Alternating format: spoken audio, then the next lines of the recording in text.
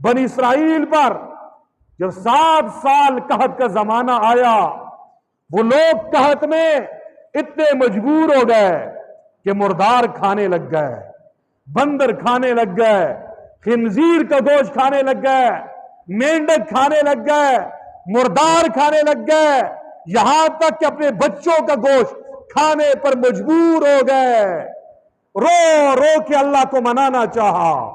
گڑ گڑاتے رہے، مصلوں پہ آنسو بہاتے رہے، اتنے روئے،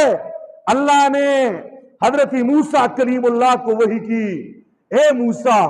اے میرے کریم، اے میرے محبوب، اپنی امت سے کہہ دو تم الٹے لٹک جاؤ، آنسو بہا بہا کے اپنے جسم سے آنسو ختم کر لو، رو رو کے خشک تنے جیسے خشک ہو جاؤ، میں تمہاری توبہ اس وقت تک قبول نہیں کروں گا